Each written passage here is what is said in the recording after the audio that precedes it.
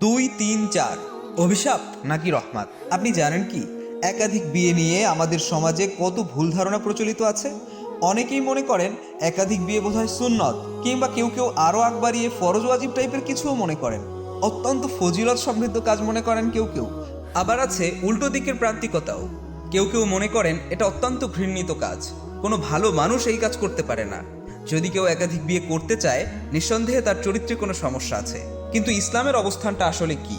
ইসলামে কেন একাধিক বিয়ের অনুমতি দিল? এটা কি আসলেই কোনো ঘৃণিত কাজ, নাকি এর পেছনে রয়েছে গভীর কোনো তাৎপর্য ও সামাজিক বাস্তবতা? হ্যাঁ, বিভিন্ন সামাজিক প্রেক্ষাপট ও তিক্ত অভিজ্ঞতার কারণে এমন প্রান্তিক মানসিকতা না রাখলেও আমরা অনেকেই হয়তো বিষয়টিকে বাঁকা চোখে দেখি।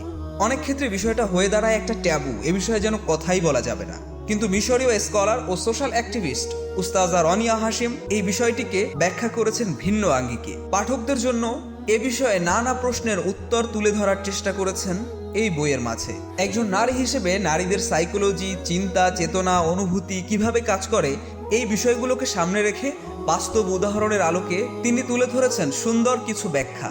এটা কি একটা অভিশাপ নাকি রহমত? এই প্রশ্নের জবাব তুলে ধরার চেষ্টা করেছেন পুরো বইটি জুড়ে। চমৎকার এই বইটি অর্ডার করতে ইনবক্স করুন jazeera.com-এ।